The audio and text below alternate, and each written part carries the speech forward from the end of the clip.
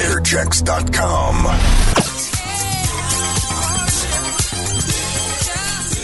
Chuck Smith has went on to, in fact, before Chuck even left here after training by Manny Malden Jr., Chuck, too, was on WMIL with a teenage show in the first days of Gene Chandler when he was known as the Duke of Earl. And it was Chuck Smith who had a teenage show that was sponsored by Gettleman Brewery. Now, wait a minute. That was a half hour every day in the afternoon, mind you. That was in 1957.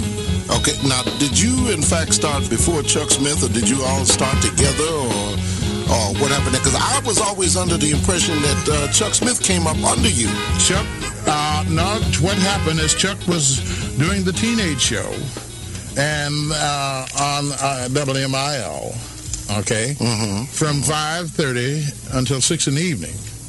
And I came in with a blues show, if you will, from 6 till 6:30 in the evening on WMIL. By that time, the transmitter was where the vacant lot is now on 27th and Wisconsin Avenue on the southeast corner. There's a vacant lot there, and the building still stands that the transmitter and the broadcast studio was in, 2625 West Wisconsin Avenue. If you're driving by the other day, you'll see it. Okay. And the Posners, both Gene and his son Jeff, who is now a prominent attorney in the city, gave us the opportunity to make the presentation. It was like a brokerage deal. We had to pay to be on there. We did not get paid to be on there. We had to go out and get the sponsors, which sold. The spots were $5 per spot.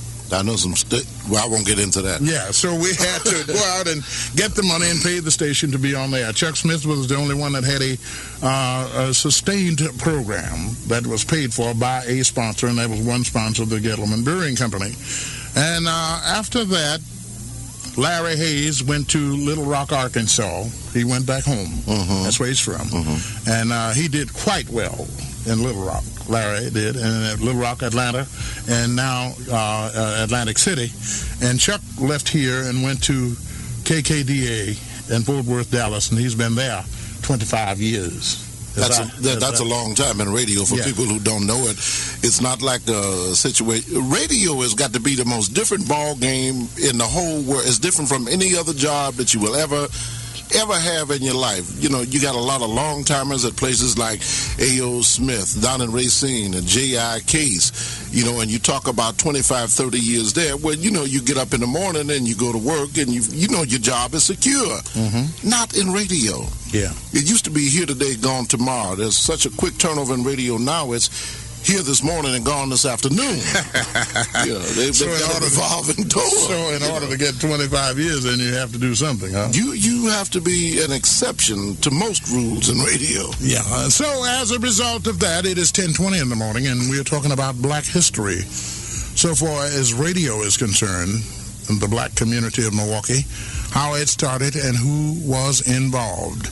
And as a result of those three guys, Larry Hayes, O.C. White, and Chuck Smith. Of course, I remember things was not too pretty good with us. We suffered along, and we didn't have much to eat. We went and did our first live broadcast on site, as we do now, the remote broadcast, at Thelma's Back Door. It was on 7th and Juneau Avenue at the time. What was Thelma's Back Door? Thelma's Back Door was a lounge.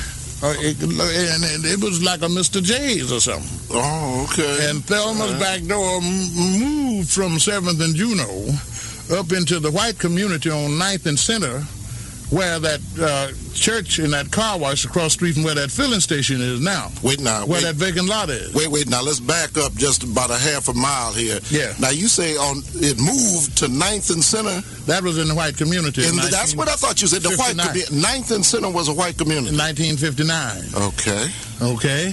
And, Manny, that was the last one. We broke out, and Manny put us all down and told us we had to go for ourselves. He had nursed us long enough and nurtured us long enough. We ought to be grown men and go out and get the job on our own. He kicked us out like mothers do kids. So we spent a lonely Christmas, though, I tell you. Manny didn't have any money, and we didn't have any money, and Manny lived across the street where that gas station is there on 9th and Center. He lived right where the gas station is, and we didn't have any money, so this is 1959, and bless our soul, it was 10 below zero, And we had to go across the street on Sundays to broadcast at Thelma's. And Mr. Cecil Butts Rug and Carpet, his lovely wife, was a young waitress there. Okay, she's a mother in the church now. She was a young waitress there, very beautiful lady, light-skinned, freckle-faced lady. So she was trying to help us along, give us a little coffee or something while Thelma wasn't looking, at least keep us going. So we decided we had about 57 cents between us. And if you see Manny, don't go back and tell him what I said. We had about 57 cents between Larry Hayes, Chuck Smith, and Ocwhite. And David Barter, he will know this to be a fact. And we didn't have much heat. So this was Christmas Eve, and our Christmas dinner went something like this. We didn't have no gas, so we had a pot-bellied stove that we had got some wood from somebody and built a fire in the stove, and it didn't heat up all the rooms in Minnie's house, so we had to close some of the doors. And they put the pot-bellied stove to work and then put the water on the pot-bellied stove so some humidity would get it there. The heat wouldn't be so dry. And Manny said, ain't no need of us losing all of this energy. He says, boys, run around there and get 2 or 3 hot dogs and 2 or 3 of those big red Spanish onions, cut them up and throw them in that kettle on that stove and put the hot dogs in there and run down to Jaeger Baking Company and get a loaf of that day-old bread.